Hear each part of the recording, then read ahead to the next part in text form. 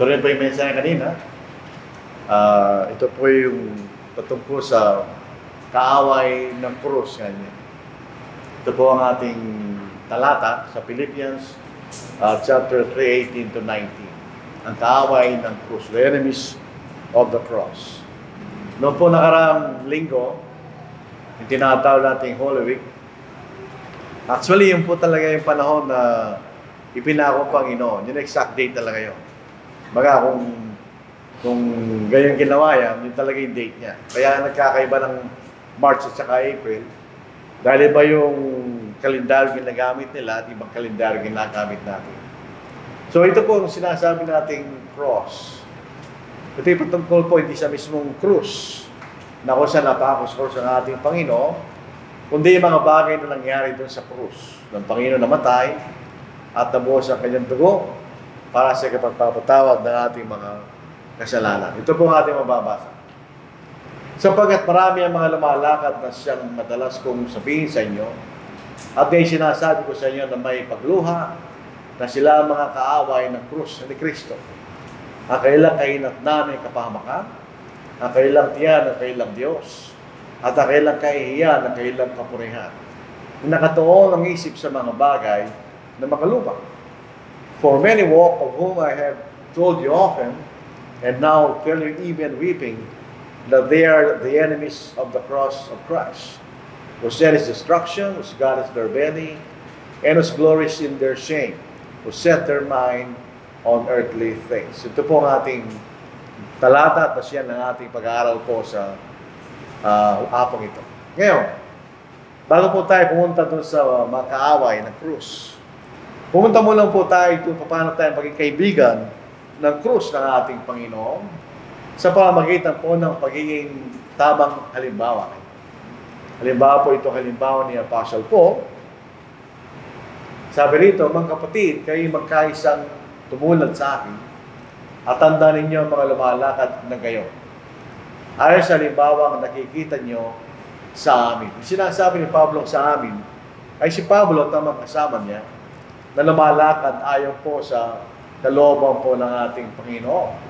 Dito po sa unang Korinto, chapter 11, verse 1, sabi rito, maging tulad kayo sa akin, gaya ko kay Kristo. So, in other words, tutularan lang natin si Pablo kung siya gumagaya sa ating Panginoon. So, yung halimbawa po ni Pablo, siya ginagaya niya ng ating Panginoon sa kanyang buhay. Kaya sabi niya, ang nakikita niyo sa akin, at maging tulad kayo sa akin, kanya, gaya ko kay Kristo.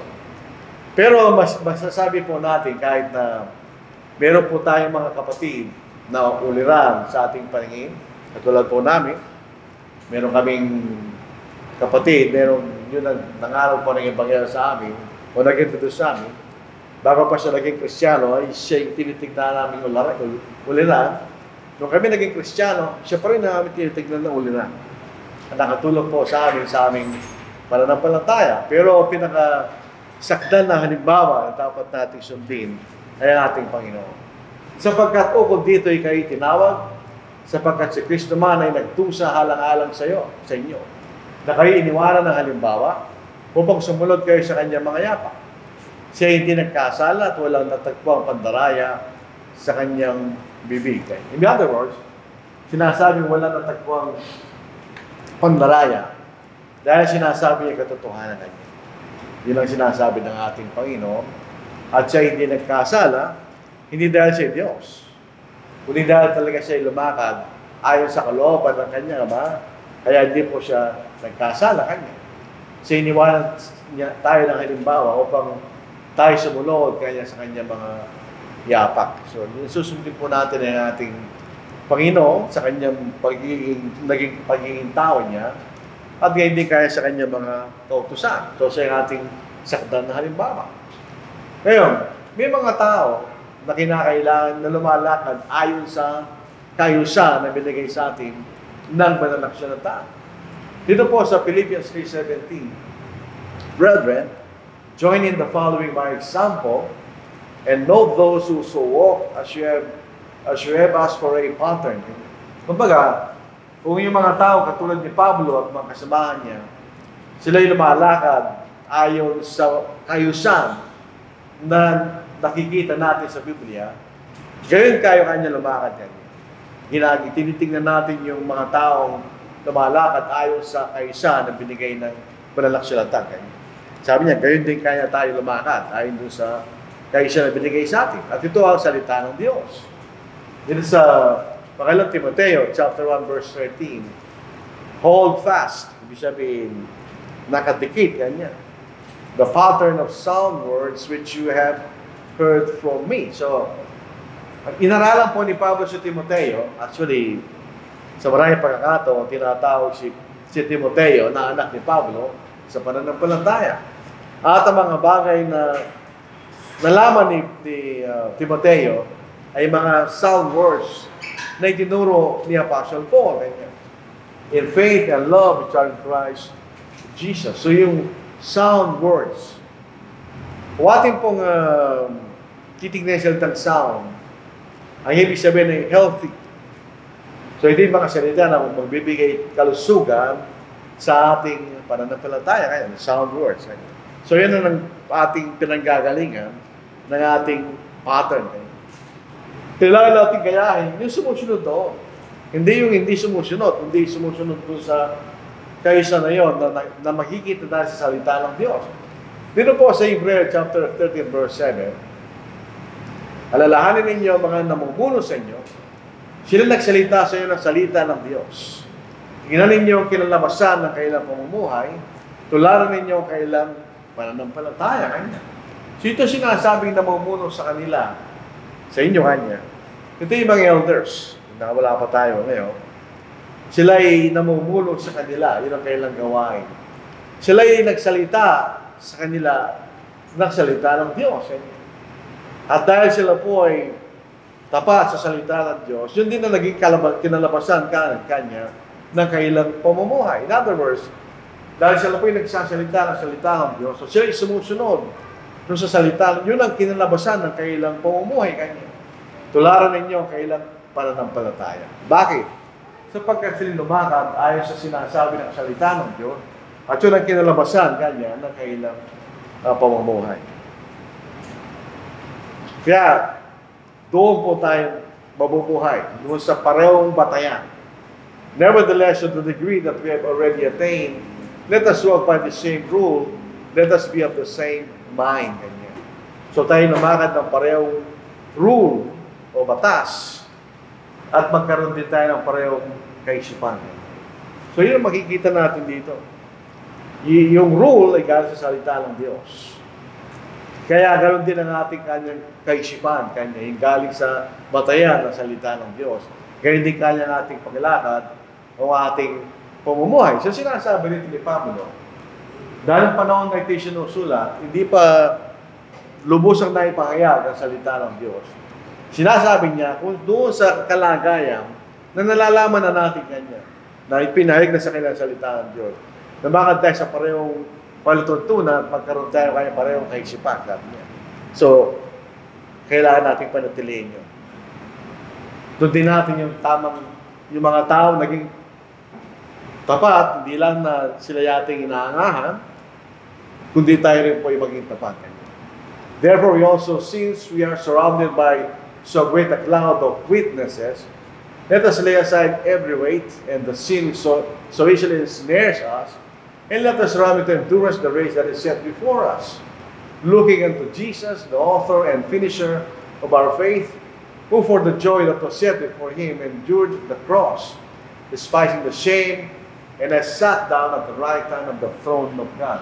So makita natin, sinasabi sa atin ito yung dakilang bilang ng mga saksi kanya. Ito yung naging tapat sa ilalim po ng Old Testament. Nakita natin na sila'y tapat at sila'y nagkaroon ng biyaya ng kaligtasan sa pamagitan ng ating Panginoon. So gayahin natin sila kanya. Tanggalin natin ang bawat bigat at ang kasalanan kanya na mas madaling bumibiyang sa atin. Yung pong kasalanan, talagang balakid po yan. Pero may sinasabi doon, bigat kanya, na hindi kasalanan.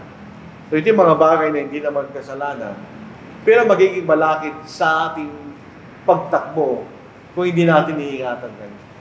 And let us run with endurance the race that is set before us. Ang takbo natin, hindi siya takbo ng bilisan. Ito'y mahabang pagtakbo. Ganyan. Sa literal ay ating pamumuhay. Sinong tinitingnan natin? Ang ating Panginoon. Ano bang ginawa ng Panginoon? Siya po'y sumunod sa ating Ama. Ang ginawa niya kanyang takbuhin din. Siya yung author and finisher of our faith. Siya yung gumawa at siya po yung nagsimula. Siya na nagtapos ng ating pananampalataya. Siya yung namatay, siya yung nilibing, at siya nabuhay na muli. Who for the joy that was set before Him endured the cross. Yung joy, yung kasiglahan. Dahil doon sa katotohanan ng pagmamahal, na gusto tayong maligtas, so tiniis siya kanya yung mamatay sa krus. Despising the shame, sabihin, yung kahihiyan sapagkat siya po'y napawa kasama ng dalawang magnanakaw, and has sat down at the right hand of the throne of God. At siya po'y nagkaroon ng kapangyarihan ng Diyos na sa kapangyarihan po ng ating kaligtasan. Ito sinasabi sa atin, hindi lamang nailangan natin yung mga tapat na nakikita natin sa Biblia, pero dahil sa kailangan halimbawa, tayo rin ay maging tapat kanya sa ating sarili. Yan ang sinasabi na sumulat sa Hebreo. Hindi lang sapat na alam po natin yung pattern, pero siyempre gagawin din natin. Yung binasa natin kanina, pero sa English lang. Remember those who rule over you, who have spoken the word of God to you, whose faith follow, considering the outcome of their conduct. Hindi lang po tayo makita natin yung kayusa, kundi gawin din po natin ngayon. This is James 1:22. But be doers of the word and not hearers only, deceiving yourself. Hindi lang po tayo nakikinig, ginagawa rin po natin at kung dating dayan kaya ng ating sarili. So hindi lang sapat na malaman natin na may kaysa, kundi gawin din po natin. So sino yung kaaway ng krus?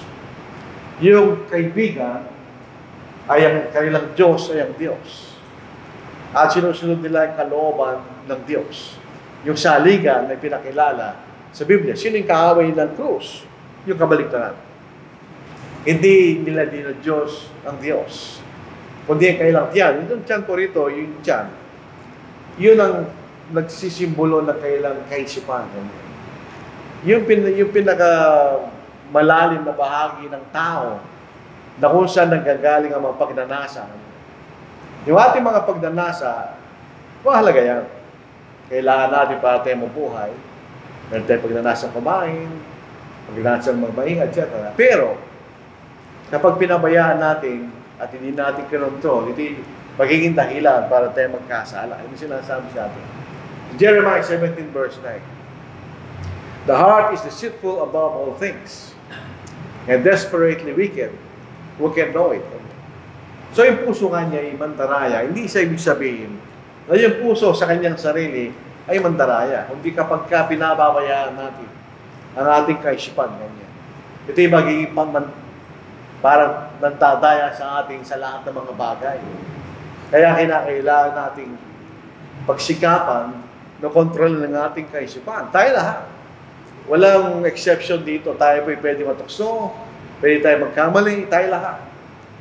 Sa sitwasyon na meron tayo, minsan. Sa James 1:14, paano tayo nagkakasala?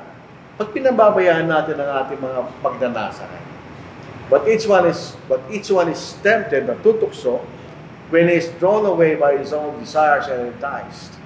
Then when desires conceive, it gives birth to sin, and sin, when it is full grown, brings forth death. Pag nagkakasala, pag natutukso ka, hindi ka pa nagkasala. Pero pag ginawa mo at kayo nagpailan sa tukso, kayo nagkasala na kanya. At kapag nagkasalanan ay pinabayaan natin at ito'y lumala, ito'y magpapahiwalay sa atin sa Diyos. Kaya ibig sabihin, hindi natin Diyos ang ating mga pagnanasa, kundi kinokontrol natin sila. Otherwise, tayo po'y magkakasala. Yun naman po talaga ang basic definition ng kasalanan. Sa Biblia, meron tayong obligasyon na to deny self, tanggihan natin ang ating sarili. Ano ibig sabihin, no? Hindi ibig sabihin na Nakakalimutan mo na yung karangalan bilang tao, hindi rin. Pababayaan mo ng pangailangan bilang tao, hindi rin. Kundi, hindi tayo papailalim sa mga pagnanasa ng ating katawan. Ito sa Galatians 5 verse 24, and those who are Christ have crucified the flesh with its passions and desires. So yun ang makikita natin dito. Pinapako natin, pinapatay natin. Kinokontrol natin kanya yung ating mga masasamang pagnanasa at pita. Kung hindi natin papatayin yon, magkakasala ka. Yun ang ibig sabihin ng deny yourself. Meron kang kagustuhan na tuparin mo at gawin mo itong mga pagnanasang ito, pero dati taliwas at magiging bunga ng pagkakasala, kinokontrol natin ngayon. Hindi natin ginagawa, pinapatay natin. Hindi natin sinusunod. Ito po ang tignan natin ang kalagayan ng mga kaaway na krus. Ang kailang kapurihan ay ang kailang kahihiyan. Pero kinakailangan natin ikahiya ang kasalanan. Di natin pinagmamalaki. Sino man sa atin na naranasan na magkasala, tayo lahat. Hindi natin pinagmamalaki yung pagkakasala. Yun yung kinahiya po natin. Dahil hindi po karangalan na tayo magkasala. So Romans 6 verse 20, verse 21. For when you were slaves of sin, you were free in regard to righteousness. Nung tayo po ay alipin ng kasalanan, wala tayo sa kapiliran niya. So what fruit did you have then in the things of which now you are now ashamed? Ano kanya nandudungan sa mga bagay na yun na ngayon kinahiyan yung kanya? So ito yung ibang kasalanan. Nung tayo po ay alipin kanya ng kasalanan. For the end of those things is death.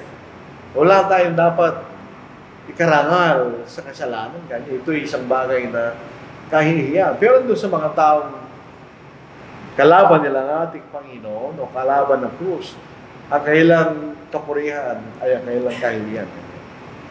Ibig sabihin, yung kahihiyan ang kailang kasiyahan makikita natin. Kumbaga, pag nakita tayo ng mga taong nanginginom ng alak, sila'y masaya. Pero yun ay kahihiyan sapagkat yun ay isang kasalanan. Sa pagkakataon ng buhay po natin na ito, may mga tao na parehong kasarian ay nagiging mag-asawa, yun ay kailang kapurihan, pero yun ay isang kahihiyan, ganyan. Imbes na sila'y mahiya, sila'y nagagala sa mga bagay na kailang ginagawa. At sila po ay nagsasaya sa kailang pagkakasala. Ito sa Isaiah 5 verse 20. Who to those who call evil good and good evil, who put darkness for light and light for darkness, who put bitter for sweet and sweet for bitter.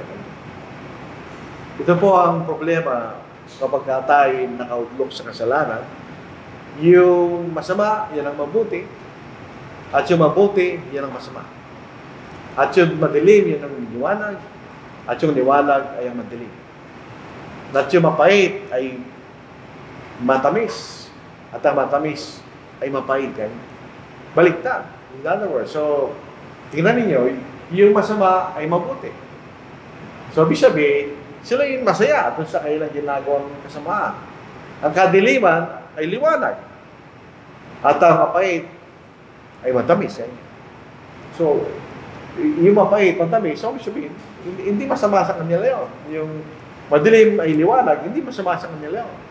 At yung masama ay mabuti, hindi rin kanya, masaya sila doon sa mga bagay na yun. So, kailangan natin tag-alisin ang kasalanan. Yun ang ating obligasyon. So, Romans 6 verse 11, likewise, you also reckon yourselves to be dead, indeed to sin, but alive to God in Christ Jesus our Lord. Nakikita natin na isipin po natin na tayo patay na sa kasalanan, na hindi natin ginagawa. Pero pag ginagawa natin, tayo buhay sa Diyos at sa ating Panginoon, Yesu Cristo, makikita natin. So, we put away sin. Inaalis natin ng ating kasalanan. 1 John 2:1, ang gusto ng Diyos, hindi tayo magkakasala. My little children, these things are right to you so that you may not sin. And if anyone sins, we have an advocate with the Father, Jesus Christ, the righteous. Yung sinasabi sa atin. Ayaw niya tayo magkasala. Pero ang katotohanan, nagkakasala tayo. Kristiyano hindi. Kung Kristiyano tayo, meron tayong tagapamagitan sa Ama, yan ang ating Panginoong Jesucristo. So yun ang ating pribileyo, pero kailangan pa rin nating alisin kanyang kasalanan sa ating buhay. Tayo mga Kristiyano, tandaan po natin, tayo mga Kristiyano, mahalaga ang mga bagay sa lupa, nasa lupa tayo. Hindi masama yan. Pero kung minsan yung anxiety or worries, yung riches and pleasures ng buhay, ay sinasakal nila yung salita. So in other words, pwede yung kayamanan o pleasure, hindi sasakalin yung salita. Pwede naman yun. Eh tayo mabubuhay sa balance na paraan. Dito sa Luke chapter 8 verse 14. Now the ones that fell among thorns, yung mga tinik, are those who when they have heard, go out and are choked with cares, riches, and pleasures of life, and bring no fruit to maturity. Ganyan. Yung makikita natin, yung nahulog sa mga tinikan, ay yung nakinig naman sila naging mga Kristiyano. Pero problema, sila'y nasasakal doon sa mga pag-alaala, kayamanan at kasiyahan ng buhay na ito. Hindi sila nagiging mature na mga Kristiyano. Magiging kaaway rin tayo ng krus kasi hindi tayo nagiging mature at hindi rin tayo maliligtas. So mabalas po tayo mga Kristiyano. Nasa lupa tayo pero dito ang pinakamalaga sapagkat ang ating pagkamamayan ay sa langit. Our citizenship is in heaven, from which we are also eagerly wait for the Savior, the Lord Jesus Christ. In other words, ang ating pagkamamayan ay sa langit. Hindi dito. Pansamantala lang tayo sa lupa, mamamatay tayo dito. Kailangan tayong mamatay para makarating sa langit. Kung tayo mamamatay, hindi tayo maniligtas. Hindi makarating sa langit. Maliban lang kung tasan tayo buhay ng Panginoon. So ating pagkamamayan ay sa langit. Hindi ito po yung ating inihintay. We eagerly wait sa pagdating ng ating tagapagligtas, ang ating Panginoong Jesucristo. Tandaan natin, kaya hindi tayo naka-concentrate sa mga bagay na sa lupa lamang sapagkat ang ating pagkamamayan ay sa langit. In other words, iwan din natin ang lahat ng bagay sa mundo ito. At tayo dadali ng Panginoon sa langit, doon tayo talagang mamamayan. Maraming pagkakataon sa Biblia sinasabi, tayo naglalakbay, kanya. Naglalakbay lang tayo, hindi tayo taga rito. Temporary lang tayo. Ang ating tahanan ay sa langit. Kapag tayo po ay naging kaaway ng krus, ito po ay malungkot. Ito ay dahilan ng pag-iyak, at ito ay dahilan ng pagluluksa. Yun ang makikita natin. There's a Philippians 3:18. For many walk, of whom I have told you often, and now tell you even weeping, that they are the enemies of the cross of Christ. Si Pablo niya kinatutuwa na yung ganitong kanyang mga naging kaaway ng krus ng ating Panginoon. Ito po ay siya umiiyak. In other words, yun ay isang bagay na kinalulungkot ni Apostle Paul. Ito mga tao naging kaaway kanya ng krus ng ating Panginoon. So hindi po maganda. Kung tayo makakarating sa pagkakataon na tayo naging kaaway ng krus ng ating Panginoon, kung siya nasa lupa, kung siya maligtas ang mga ambasang Israel, dito sa pagkakataon na ito, itinilalarawan bilang Jerusalem. Oh, Jerusalem, Jerusalem, the one who kills the prophets and stones those who are sent to her. Ang ginawa ng mga basang Israel, ito, pinatay niya mga propeta at binabatukan niya yung mga sinusubo sa bansang Israel. How often I wanted to gather your children together as a hen gathers her chicks under her wings, but you were not willing. Pero ayaw niyo kanya. Kaya ang ating Panginoon ay umiiyak para sa kanyang bansa dahil hindi sila, ayaw nila na sila'y sumunod sa ating Panginoon. So yun ang damdamin ng Diyos. Kapag ayaw natin sumunod, hindi na natin damdamin pag ang isang kapatid ay nagkakasala. Hindi na natin damdamin pag tayo nagkakasala. Tayo po'y umiiyak. Katulad ng Panginoon na umiiyak sa kanyang bayan na hindi sumunod sa kanya, ganyan. Pero ito ang ating pagsikapan na bantayan. Dahil susceptible tayo. Dahil tayo po, inisip natin na tayo tapat, so baka maging arrogant tayo, at mapagmataasan. This is Romans 11. And if some of the branches were broken off, and you being a wild olive tree were grafted in among them, and with them became a partaker of the root and fatness of the olive tree, do not boast against the branches. But if you do boast, remember that you do not support the root, but the root supports you. Yung root, yan ang pinanggagaling ng buhay ng olibo. Yung bahari, yan ay galing sa Diyos. Tayo po isang lamang kanya. Yung mga hentil, sila ay ikinabit lamang doon sa tunay na punong olibo. Ginrap lang sila, di sila dating kasama no. Sabi niya, yung mga tunay na mga sanga inalis para kung may dagdag kanya. Tama yun. Pero sabi niya, yun ay dahilan dahil sa kailang kawalan ng pananampalataya, kaya sila tinanggal. At kayo naman dinagdag dahil kayo tumayo sa pananampalataya. Okay, mayabang kayo, don't be haughty, but fear. For if God did not spare the natural branches, He may spare you either. Therefore consider the goodness and severity of God on those who felt severity, but toward you goodness. If you continue in His goodness, otherwise, you also will be cut off. Pwede rin tayong matanggal, mga kapatid. Doon po sa 1 Corinthians chapter 10, pwede po natin idagdag. Kuminsan tayo lahat. Lalo na po tayo ay matanda sa pananampalataya, kailangan din tayo mag-ingat. Kasama tayo lahat.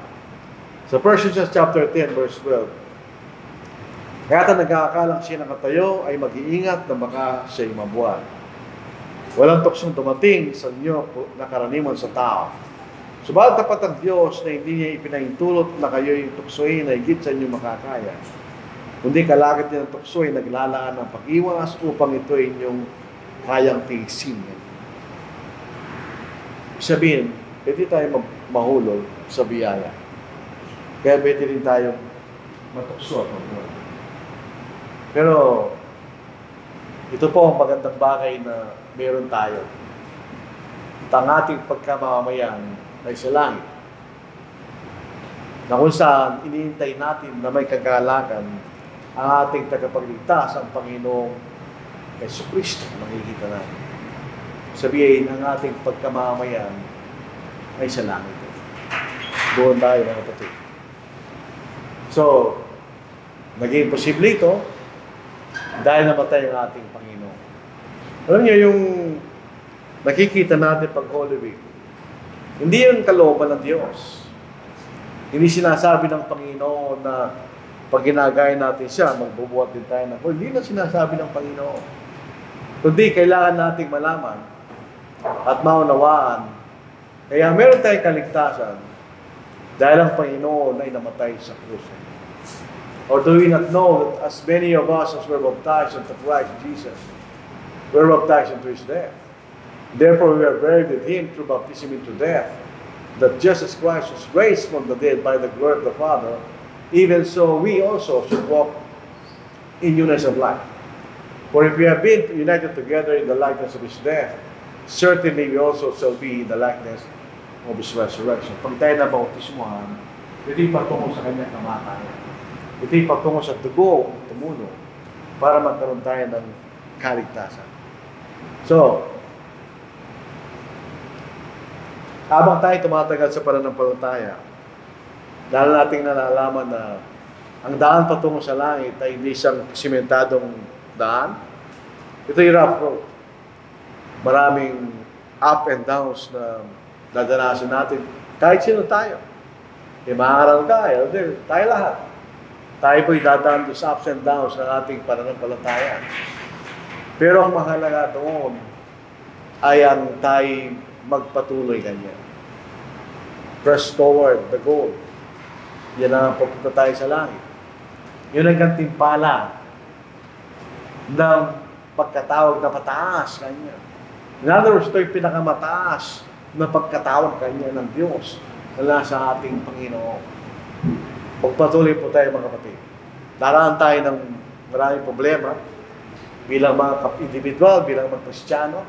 Dadaan tayo sa pagkakamali, kasalanan. Pero tandaan po natin, nandun ang Panginoon.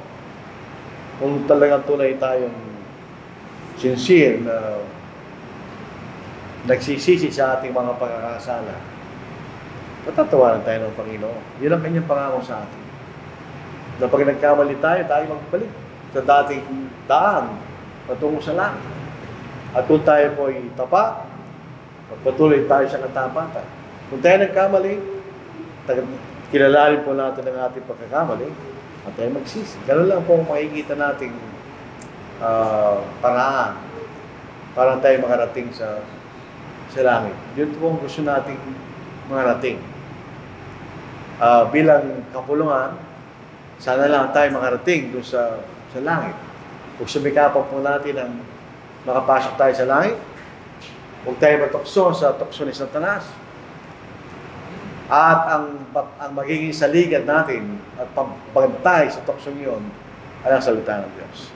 Sabihin, kung ang salita ng Diyos lang po ang ating susundin, meron tayong guarantee doon na tayo po makarating sa nasa langit. So ito po ang ating mensahe po sa hapong ito. Maraming salamat po mga kapatid.